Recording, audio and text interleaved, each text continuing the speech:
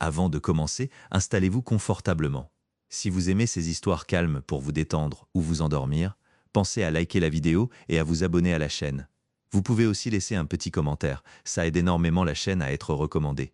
Et j'adore lire vos retours. Dites-moi d'où vous écoutez et quelle heure il est chez vous. Je vous souhaite une excellente écoute. La conspiration visant à tuer Jules César commença par une rencontre entre trois hommes, Cassius Longinus, Marcus Brutus et Decimus Brutus. Cassius était un soldat et un général expérimenté. Plus tôt, il avait combattu les Parthes sous le commandement de Crassus. Après l'humiliante défaite de ce dernier, Cassius avait rallié les survivants et défendu avec succès la Syrie contre la contre-attaque parthe. Il allait ensuite commander la flotte de Pompée pendant la guerre civile et, à la surprise générale, il s'avéra être le commandant naval le plus brillant de Rome depuis une génération. Cela ne changea pas grand-chose car, comme nous le savons, Pompée fut finalement vaincu et Cassius capturé. Mais César savait reconnaître le talent. Il accorda à Cassius un pardon complet et le plaça à la tête de l'une de ses légions destinées à l'Égypte. La campagne d'Alexandrie s'avéra être un véritable désastre. Mais grâce en partie au leadership de Cassius, les Romains purent tenir bon jusqu'à l'arrivée des renforts. Après l'Égypte, Cassius fit savoir à César qu'il ne participerait pas au massacre des partisans de Pompée, et César le renvoya donc à Rome. Cassius paya le prix professionnel de sa loyauté, car pour la campagne parthe à venir, César prévoyait de lui confier un poste administratif ingrat en Syrie. Nous avons déjà parlé de Marcus Brutus. Il n'y a pas grand-chose à dire sur le début de sa carrière politique, au-delà du fait qu'il s'était aligné sur l'ultra-conservateur Caton. Contrairement à Cassius, Brutus n'était pas un militaire. Pendant la guerre civile, il rejoignit les rangs de Pompée, mais pour autant que nous puissions en juger, il ne fit pas grand-chose. Après la défaite de Pompée, il se rendit immédiatement à César qui, en retour, lui confia le poste important de gouverneur de la Gaule cisalpine, lui promettant une ascension rapide jusqu'au consulat dans les années à venir. À travers tout cela, Brutus maintenait une assez bonne relation personnelle avec César. La mère de Brutus, Servilia, entretenait une relation amoureuse avec César depuis environ 20 ans. Ce n'était pas considéré comme inhabituel. Servilia était une femme mûre, 2 fois veuve, mère de nombreux enfants, et elle était libre de fréquenter qui elle souhaitait. En raison de cette relation, Brutus connaissait César depuis toute sa vie d'adulte, sinon plus longtemps. César était heureux d'aider le fils de sa maîtresse de toutes les manières possibles. Decimus Brutus, un cousin éloigné, avait une histoire différente. Decimus était un césarien pur et dur. Il avait passé au moins 5 ans sous les ordres de César en Gaule. Il avait même combattu aux côtés de César et d'Antoine à la bataille d'Alésia. On pourrait dire qu'il faisait partie du cercle restreint de César.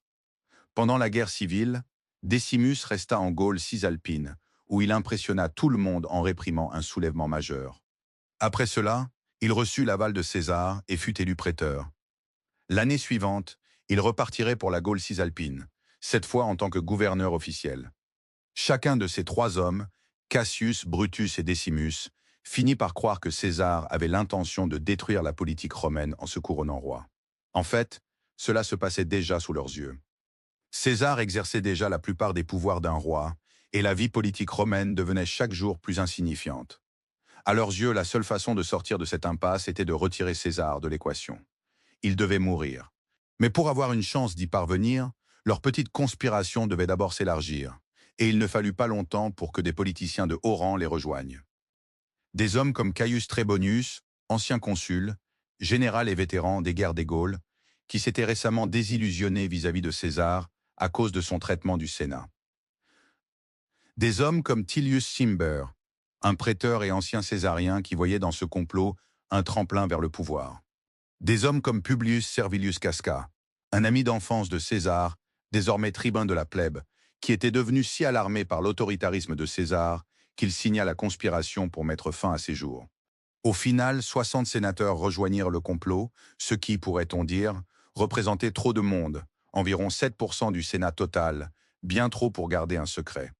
Les 60 conspirateurs commencèrent à se réunir régulièrement pour élaborer leur stratégie. La majorité affirmait que l'étape logique suivante était d'impliquer Marc-Antoine. Il était le collègue consul de César pour cette année-là. S'il approuvait l'assassinat, cela pourrait peut-être pacifier les légions de César. De plus, les conspirateurs pensaient avoir beaucoup à offrir à Antoine. Une fois César disparu, Si Antoine pouvait combler le fossé entre les vétérans de César et les conspirateurs, il deviendrait l'un des sénateurs les plus puissants de Rome. Un consensus se formait, mais avant qu'un plan d'action définitif ne soit établi, l'ancien consul Trébonius prit la parole. Il connaissait bien Antoine pour avoir servi avec lui sous César en Gaule. Il révéla au groupe que, l'année précédente, il avait personnellement approché Antoine dans le cadre d'un autre complot, et qu'Antoine l'avait catégoriquement rejeté. Quand Trébonius révéla ce rejet de l'ancienne conspiration, les participants prirent peur, et tout s'effondra. Pourquoi risquer de dévoiler leurs intentions, argumenta Trébonius, alors qu'ils connaissaient déjà la réponse d'Antoine. Les conspirateurs furent convaincus. Très bien, pas d'Antoine. Mais qu'en était-il de Cicéron? Il était l'un des rares anciens consuls restants dont la carrière précédait l'ascension de César. C'était lui qui avait écrasé la rébellion de Catilina 20 ans plus tôt. Un héros, un doyen de la politique. Il était peut-être l'homme capable de les sortir de ce chaos. Après débat, les conspirateurs décidèrent finalement de ne pas inviter Cicéron dans le complot. Nous n'en connaissons pas la raison exacte, mais l'une d'elles pourrait être que, dans un effort pour influencer le nouveau régime, Cicéron passait un temps excessif avec les Césariens. Certains conspirateurs craignaient peut-être qu'il ne soit passé de l'autre côté. Un autre aspect inhabituel de cette conspiration qui est peut-être pertinent ici est qu'elle reflétait un fort fossé générationnel. Le complot était composé presque entièrement d'hommes au début de la quarantaine. Peut-être ces gens se connaissaient-ils mieux entre eux, ou peut-être avaient-ils le plus à gagner d'un vide de pouvoir, qui sait. Cicéron, lui, avait bien entamé la soixantaine et, tout simplement, personne dans la conspiration ne le connaissait très bien. Ainsi, Cicéron fraternisait avec les Césariens, et personne ne pouvait se porter garant pour lui. Cicéron fut donc écarté. La conspiration devait avancer dans sa forme actuelle. Une décision prise très tôt fut que l'assassinat devait avoir lieu en public. Cela devait être perçu par le peuple comme un acte légitime, empreint d'idéalisme et de conviction. Pas de meurtre dans une ruelle sombre. Mais au-delà de cette déclaration de principe vague, il y avait très peu d'accords sur la manière de procéder. Certains proposèrent d'assassiner César pendant qu'il supervisait les élections de l'année. Dans une telle situation, César se trouverait sur une estrade surélevée, à la vue de tout l'électorat. Cela remplissait le critère de l'acte public, mais comment exactement allait-il réussir? César serait dans une zone VIP exclusive entourée de partisans, et même s'ils y parvenaient, un assassinat devant tout l'électorat risquait à 100% de provoquer une émeute à laquelle les conspirateurs pourraient ne pas survivre. D'autres envisagèrent de le tuer sur le chemin des élections. S'il pouvait prédire son itinéraire, il pourrait tendre une embuscade au moment où il traverserait un pont. César aurait des gardes du corps. Il y aurait une bousculade, mais certains pensaient que s'ils agissaient vite, ils pourraient se précipiter sur lui et le pousser par-dessus le parapet.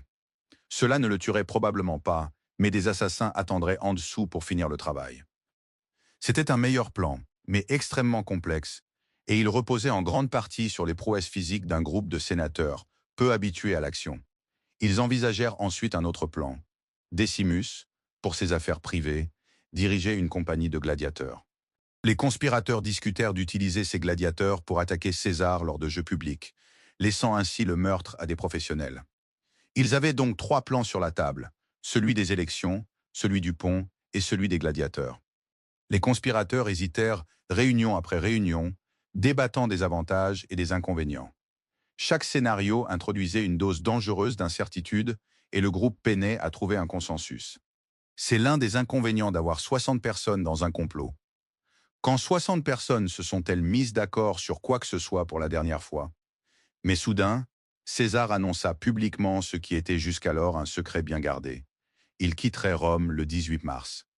Les conspirateurs s'étaient basés sur l'hypothèse qu'ils auraient des mois pour élaborer un plan. Ils se trompaient. Ils n'avaient plus que quelques semaines. Cela changea tout.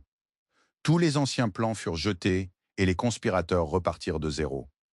Ils s'accordaient toujours sur le fait que l'assassinat devait avoir lieu dans un lieu public, mais après avoir débattu des anciens projets, ils savaient désormais qu'il devait également se produire dans un environnement contrôlé, de préférence loin des gardes du corps et des émeutiers potentiels.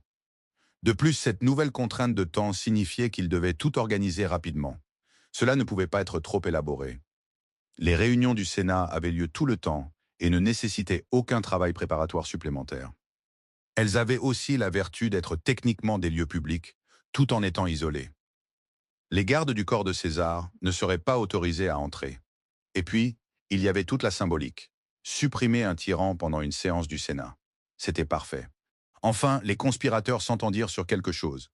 Il ne leur restait plus qu'à régler les détails. César partant le 18 mars, ils décidèrent que l'attaque aurait lieu lors de la dernière réunion du Sénat avant son départ. Ce serait le 15 mars, les Ides de mars. Mais coordonner cela n'était pas aussi simple qu'on pourrait le croire. César finançait personnellement un réaménagement complet du centre-ville de Rome, ce qui incluait l'ancienne curie, le bâtiment du Sénat. À cause de cela, le Sénat se réunissait de manière aléatoire dans divers temples dispersés à travers la ville. Les conspirateurs convinrent que le plus sûr serait de cacher des armes sur place. Mais en raison de ces changements constants, ils ne pouvaient pas être certains à 100% du lieu de cette réunion spécifique. À la place, ils décidèrent qu'un groupe restreint de sénateurs cacherait des poignards dans leur toge. C'était dangereux, car porter un poignard à l'intérieur du pomerium, la limite sacrée de Rome, était passible de la peine de mort. Mais c'était nécessaire. Pour les autres, ils décidèrent de passer les armes en fraude lors de la séance dans des paniers qui étaient habituellement remplis de matériel de prise de notes. Si le lieu de la réunion changeait au dernier moment, ces paniers suivraient, espérait-il. Tard dans le processus, Cassius souleva un point qui le troublait. Qu'en était-il d'Antoine? César et Antoine étaient co-consuls cette année-là, et si l'action se déroulait pendant une séance du Sénat, Antoine ne serait qu'à quelques pas. Le connaissant, il se battrait probablement. De plus, s'il réussissait, Antoine serait le seul consul restant à Rome. Et s'il était furieux? Et s'il les poursuivait? Ne serait-il pas beaucoup plus sûr de les tuer tous les deux? Cassius alla plus loin. Tant qu'ils y étaient, qu'en était-il de Lépide? Il n'était pas consul, mais il se trouvait sur l'île Tibérine, juste à l'extérieur du pomerium de Rome, avec une légion complète. Si Antoine déclarait l'état d'urgence, il pourrait demander à Lépide de franchir le pomerium pour rétablir l'ordre. Ce serait un désastre. Cassius poursuivit. Si, d'un autre côté, ils éliminaient César, Antoine et Lépide, et prenaient le contrôle de cette légion, ils pourraient probablement forcer le Sénat à approuver les assassinats rétroactivement. Brutus s'y opposa fermement. Ils n'étaient pas des révolutionnaires. Ils n'étaient pas là pour renverser le gouvernement. En fait, c'était exactement ce qu'ils essayaient d'empêcher. Ce qu'ils avaient tous accepté de faire, c'était de supprimer un tyran.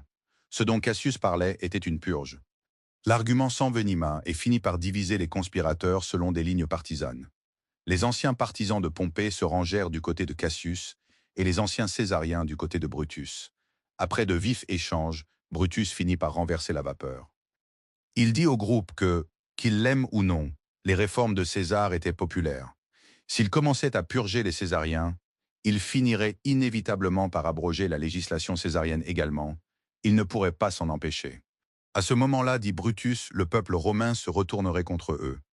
Cela politiserait à jamais l'assassinat.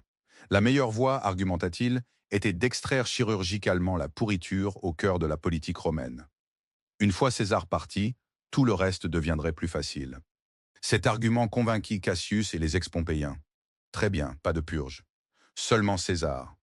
Que faisait César pendant tout ce temps? Il vaquait simplement à ses occupations, préparant la campagne à venir. Mais il n'ignorait pas totalement que quelque chose d'étrange se tramait. Vers cette époque, le prêtre Spurina, qui, à mon avis, avait probablement des contacts au sein de la conspiration, commença à avertir César de se méfier des Ides de mars. César recevait d'autres indices, bien que sur le moment il ne sût pas trop quoi en faire. Par exemple, quelques jours avant les Ides, il prit Cassius à part pour une brève réunion. Quand Cassius partit, César se tourna vers l'un de ses aides et dit quelque chose comme « Quel est son problème? Il a l'air malade. » La veille des Ides de mars, Lépide invita César et Décimus chez lui pour dîner. En tant qu'un des 3 conspirateurs originaux, Décimus avait pris soin de rester en bons termes avec les Césariens.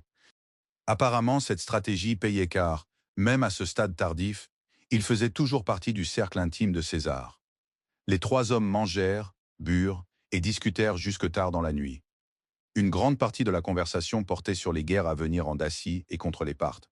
César et Lépide partiraient dans quelques jours et Décimus partirait plus tard dans l'année pour prendre ses fonctions de gouverneur en Gaule cisalpine. Cette province serait essentielle pour approvisionner César en Dacie et les 3 hommes parlèrent donc de stocks et de lignes de ravitaillement. Cela devait être passionnant. À mesure que la nuit avançait et que l'alcool faisait son effet, la conversation devint philosophique. Quelqu'un posa cette question. Quelle est la meilleure façon de mourir? Lépide et Décimus débattirent longuement, et César devint inhabituellement silencieux. Après un moment, il trancha et dit aux autres que la meilleure façon de mourir serait, soudainement et de manière inattendue. J'imagine cette scène. J'imagine un Décimus à moitié ivre, se décomposant intérieurement et essayant de trouver un moyen de changer de sujet. Mais tout se passa bien. Finalement, la soirée se termina et tout le monde rentra chez soi. Le lendemain matin, César fut réveillé par des cris. Il restait plusieurs heures avant l'aube et sa femme, Calpurnia, était inconsolable. Elle lui raconta qu'elle venait de faire le rêve le plus réaliste de sa vie, dans lequel elle voyait le toit de leur maison s'effondrer. Dans les derniers instants du rêve, au moment où elle hurlait littéralement, elle se voyait couverte de sang, tenant le cadavre mutilé de César dans ses bras. Après cela, le mari et la femme trouvèrent impossible de se rendormir. Ils se levèrent et passèrent des heures à discuter en attendant l'aube. Les sources antiques prennent soin de préciser que Calpurnia était fondamentalement athée et qu'elle n'était pas le genre de personne à croire aux rêves prophétiques. À ce moment-là, Calpurnia avait certainement eu vent des avertissements de Spurina concernant les ides de Mars. C'était aujourd'hui. Le subconscient de Calpurnia semblait mettre en scène une version de ce qu'elle craignait le plus. Au lever du soleil, César se plaignit à sa femme de se sentir léthargique et pris de vertige. Certains historiens ont interprété cela comme le signe que César aurait pu faire une crise d'épilepsie dans son sommeil, mais avec l'alcool de la veille, comment savoir? Ce matin-là, César devait faire une apparition à une cérémonie religieuse mineure en sa qualité de souverain pontife. Cela devait avoir lieu à quelques pas de sa porte. Ce n'était pas un engagement long. César se rendit à la cérémonie et aperçut Spurina dans la foule. César l'interpella d'un ton badin.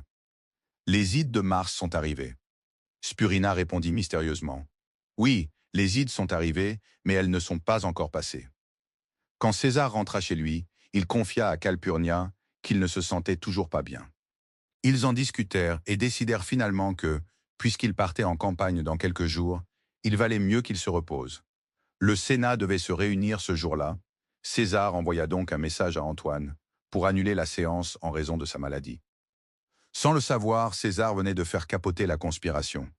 En un éclair, Décimus se présenta chez César et lui demanda pourquoi il annulait la réunion. César lui parla du rêve de Calpurnia et du fait qu'aucun d'eux n'avait vraiment dormi. Décimus rit au nez de César, qualifiant tout cela de bêtises superstitieuses. Il joua ensuite sur la fibre misogyne en disant que s'il s'ébruitait qu'il annulait des séances du Sénat à cause des mauvais rêves de sa femme, de nombreux sénateurs y verraient une insulte délibérée. Après une pause, Décimus ajouta « Je ne suis pas censé vous dire cela », puis révéla que certains sénateurs travaillaient en coulisses sur un projet de loi qui permettrait à César d'utiliser le titre de roi tant qu'il se trouverait hors d'Italie. Décimus poursuivit en disant que ce projet n'était pas soutenu par tous et que si César insultait le Sénat maintenant, il pourrait ne jamais voir le jour. C'était un mensonge éhonté. Ce projet de loi n'existait pas. Décimus avait tout inventé. Mais ce mensonge flatta l'ego de César et fut d'une efficacité redoutable. Il accepta de se rendre à la séance. La vivacité d'esprit de Décimus venait de sauver la conspiration. Sur leur chemin, un homme nommé Artémidore fendit la foule, attrapa César et lui mit un rouleau dans la main. Il lui dit « César, lisez ceci rapidement et lisez-le seul. Cela vous concerne personnellement. » César était constamment abordé de la sorte dans la rue. Il tendit donc le rouleau à l'un de ses assistants et continua sa route.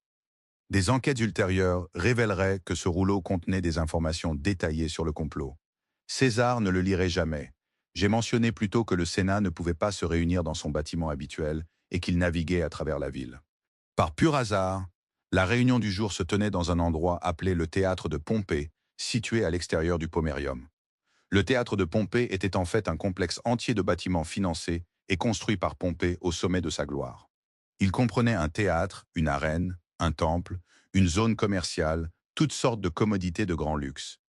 La réunion du Sénat devait avoir lieu dans le temple, et plus tard dans la journée, il devait y avoir des combats de gladiateurs dans l'arène voisine. Attendez un instant. Des gladiateurs. Décimus avait des gladiateurs. Apparemment, quand Décimus a pris le lieu de la réunion, il essaya d'inscrire ses gladiateurs pour les jeux d'à côté. Pour une raison quelconque, ils furent refusés. À la place, leur plan fut de simplement traîner devant l'arène, comme s'ils étaient à leur place, avec leurs armes. En plein jour, ce n'était pas vraiment subtil. Au cas où quelqu'un poserait des questions, ils avaient préparé une histoire complexe expliquant qu'ils attendaient de voir si un autre gladiateur se présentait afin de l'arrêter pour rupture de contrat. Quoi qu'il en soit, César et Décimus étaient extrêmement en retard, si bien que la plupart des sénateurs traînaient devant le temple en discutant. Mais pas Cassius. Il était tout seul à l'intérieur du temple, contemplant une statue de Pompée plus grande que nature, dans un silence total. Après la mort de Pompée, Cassius avait été l'un des rares à prouver sa loyauté en refusant de reprendre les armes contre ses anciens compagnons. À quoi pensait-il à ce moment-là? L'agitation à l'extérieur indiqua que César approchait. Cassius sortit de sa transe et alla l'accueillir. En regardant autour de lui, Cassius pouvait voir beaucoup de ses co-conspirateurs dans la foule. Il n'avait pas vu Décimus depuis plusieurs heures, il se rangea donc à ses côtés et près de Casca, un autre comploteur, pour s'assurer que tout allait bien. Une foule de sénateurs voulait obtenir un mot privé avec César. Ils durent donc attendre un moment avant de pouvoir entrer.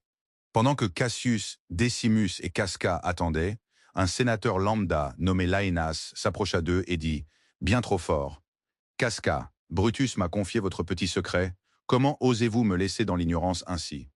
Casca paniqua, mais l'homme continua. « J'ai entendu dire que vous vous présentiez au poste d'édile. Quand est-ce arrivé ?» Alors que Laénas faisait une scène, un autre sénateur, étranger au complot, prit Cassius et Décimus à part. À voix basse, il leur dit « J'espère que vous accomplirez votre tâche. S'il vous plaît, ne tardez pas. Les gens savent et ils parlent. » Cassius et Décimus furent stupéfaits. Ils regardèrent vers César, mais tout semblait normal. À ce moment-là, ce braillard de Laénas se fraya un chemin jusqu'à César, le prit à part et fit grand spectacle de lui murmurer quelque chose à l'oreille. Cassius, Décimus et Casca regardaient, le cœur au bord des lèvres. Peut-être devrait-il le faire maintenant? Peut-être Décimus devrait-il appeler ses gladiateurs? Mais ce n'était rien. Laénas s'éloigna et tout le monde commença à entrer. Comme prévu, le conspirateur Trébonius prit Marc-Antoine à part pour une conversation privée. César entra dans le temple et s'assit sur son siège d'apparat, un trône d'or. Comme il s'agissait d'une réunion du Sénat, ses gardes du corps restèrent dehors. En temps normal, Antoine serait assis à quelques pas, mais pour le moment, il était toujours dehors avec Trébonius.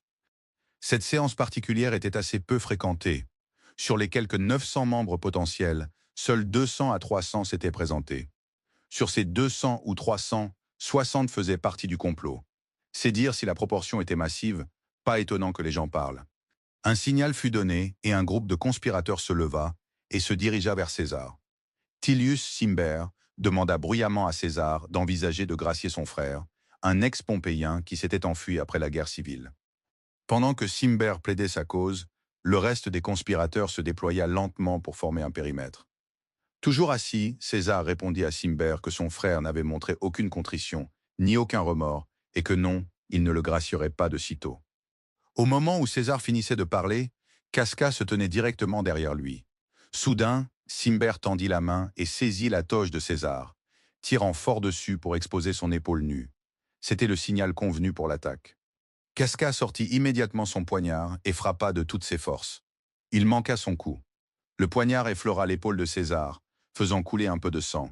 César lutta avec Casca en criant « Casca, que fais-tu » Une autre version rapporte que César cria « C'est de la violence !» Rappelons que César et Casca se connaissaient depuis l'enfance. Conspirateurs comme non-conspirateurs étaient pétrifiés par le choc. César et Casca étaient engagés dans une lutte, mais personne ne bougea pour aider l'un ou l'autre. Pendant plusieurs longs moments, il ne se passa rien. Casca finit par appeler à l'aide en grec. « Frère, aide-moi !» Le frère de Casca, Titidius, s'élança, ce qui rompit le sort. Soudain, la pièce fut prise d'une frénésie d'activité. César réussit à se lever et à se libérer de Casca.